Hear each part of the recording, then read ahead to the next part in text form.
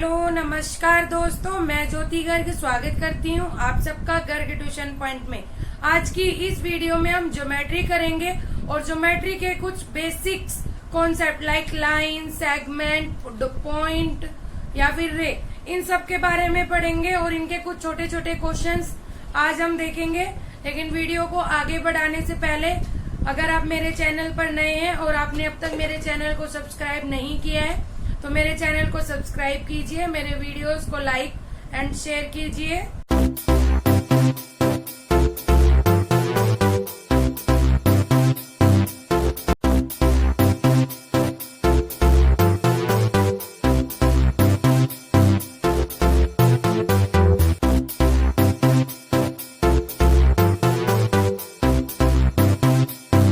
करते हैं पॉइंट की कि पॉइंट क्या होता है।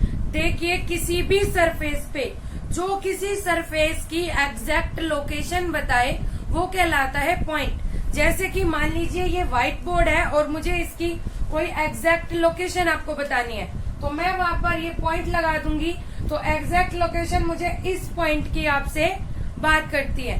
तो इसको हम रिप्रेजेंट करते हैं इंग्लिश के अल्फाबेट से। तो इस पॉइंट का नाम हो गया हमारा ए। इस पॉइंट की जो हमारे पॉइंट्स होते हैं उनकी ना कोई हाइट, ना कोई लेंथ, ना कोई विड्थ होती है। ठीक है, अब इसके बाद बात करते हैं हम नेक्स्ट बेसिक कॉन्सेप्ट की, हमारी लाइन की।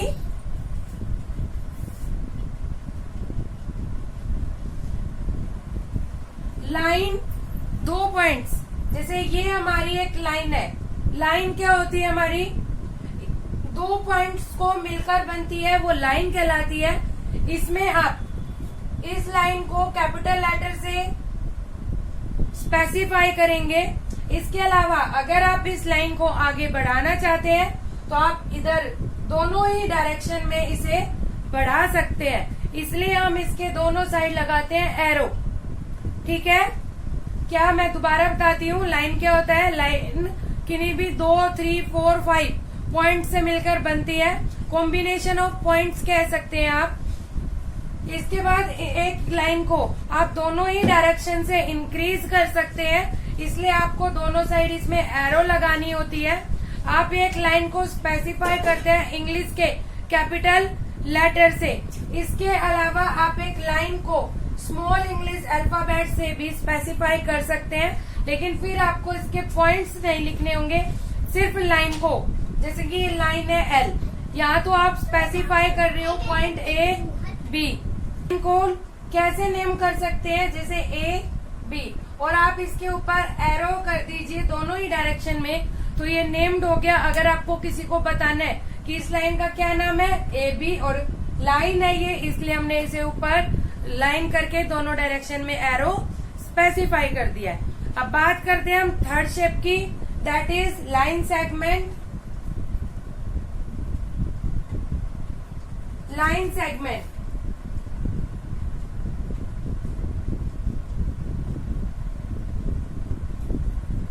लाइन सेगमेंट लाइन का ही पॉइंट्स होते हैं। ये आपकी लाइन है, आप इसमें से ही कुछ थोड़ा सा पार्ट पिक कर लीजिए। जैसे कि मान लीजिए मैं इस लाइन को पिक कर लिया तो स्पेसिफाई इसके 2 एंड पॉइंट्स होंगे। तो लाइन सेगमेंट लाइन का ही एक पार्ट होता है, लेकिन उसका कुछ स्पेसिफिक पार्ट हम पिक कर लेते हैं और उसके 2 एंड पॉइंट्स हो जाते हैं हमारे A and B, P, Q, R, S. आप कुछ भी नाम दे सकते हैं इसका। ठीक है, इसकी क्या होगी, लेंथ स्पेसिफाई होती है हमारी कि कितने सेंटीमीटर, कितने मीटर की हम नेम कर सकते हैं। जैसे मान लीजिए लाइन है ए बी, तो आप ए बी और ऊपर लाइन लगा दीजिए, इससे ये नेम्ड हो गया कि लाइन सेगमेंट है हमारी ए बी। ठीक है, अब बात करते हैं फोर्थ की, दैट इज रे। रे भी हमारा लाइन का ही पार्ट होता है, लेकिन मैंने आपको बताया लाइन हमारी दोनों डायरेक्शन में इंक्रीज होती है, दोनों डायरेक्शन में बढ़ती है, लेकिन रे हमारी एक साइड से फिक्स होगी। हमारा एक पॉइंट इसका फिक्स होगा और दूसरा साइड पॉइंट हम इसे इंक्रीज कर सकते हैं। इसका मतलब एक साइड एरो लगता है और एक साइड एरो नहीं होता। रे का मतलब होता है एक पॉइंट हमारा फिक्स है कि यहाँ से लाइन स्टार्ट होगी, लेकिन एंड कहाँ होगा उस लाइन का ये नहीं कोई स्पेसिफिक। इसलिए इस रे की हम लेंथ भी स्पेसिफाई, लेंथ भी मेजर नहीं कर सकते हैं। और अगर इसे हमें नेम्ड करना है तो मान लीजिए ये ए बी किया है आपने, तो ए बी और इसके ऊपर रे लगा दीजिए। इससे स्पेसिफाई हो गया कि ए बी एक रे है। तो आई होप आपको ये 4 पॉइंट समझ में आ गए हो। अब चलते हैं हम अपनी एक्सरसाइज 4.1 पर। एक्सरसाइज 4.1 में आपका फर्स्ट क्वेश्चन है कुछ इस टाइप से। आपको कुछ लाइन सेगमेंट, कुछ लाइन, कुछ रे और कुछ पॉइंट दिए हुए हैं और आपको उनको देख के ये बताना है कि कौन सी लाइन सेगमेंट है, कौन लाइन है, ओनली कौन रे है। जैसे कि फर्स्ट क्वेश्चन है आपका ए बी और इस तरह दिया हुआ है, तो इनकी मैंने सबकी डेफिनेशन आपको बता दी और डेफिनेशन से आपको साफ पता चल रहा है ए बी क्या है हमारी, एक लाइन सेगमेंट। क्यों? क्योंकि दोनों ही साइड एरो नहीं है, स्पेसिफिक 2 पॉइंट्स है हमारे। ठीक है।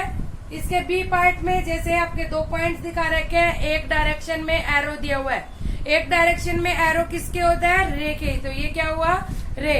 इस तरह से आपको इसके सारे क्वेश्चंस करने हैं, फर्स्ट के सारे पार्ट्स आपको करने हैं। इसके बाद सेकंड क्वेश्चन है आपका मेजर ईच ऑब्जेक्ट। आपको मेजर करना है, कुछ ऑब्जेक्ट्स दिए हुए हैं, कुछ स्केल दिए हुए हैं। देखो इसके स्केल में आपको स्केल ऑलरेडी बना हुआ दिया है और जहां तक ये पेंसिल की मेन पॉइंट जा रहा है वहां तक आपको मेजर करके बताना है कि कितने सेंटीमीटर की आपकी पेंसिल है या फिर जो कोई भी ऑब्जेक्ट दे रखा है वो। ठीक है। जैसे फर्स्ट में पेंसिल कहाँ तक जा रही है? 4 तक। इसका मतलब कितने मेजर है उसका? 4 सेंटीमीटर। इसी तरह से बाकी पार्ट्स करने हैं आपको।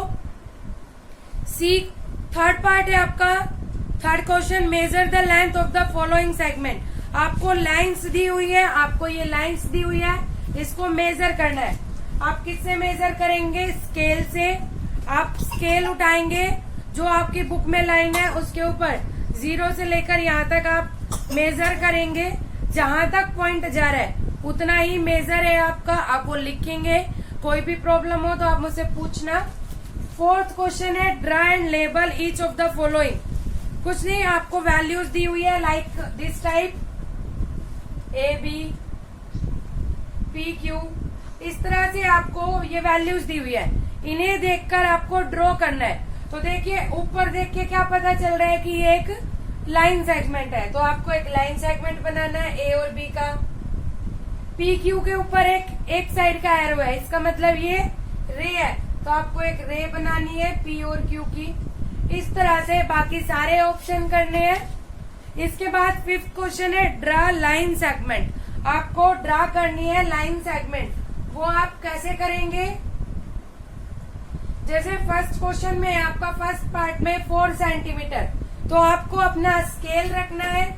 4 सेंटीमीटर आपको लाइन लेनी है और इसके बाद इसको कुछ भी नाम देना है आपको, ए और बी, और यहाँ कितने सेंटीमीटर की है वो लिखना है यहाँ पर। ठीक है। इस तरह से सारी लाइंस ड्रॉ करनी है। आई होप 4.1 आपको समझ आ गई हो। कोई भी प्रॉब्लम हो तो आप मुझे कमेंट करके, कॉल करके बता सकते हैं। Thank you.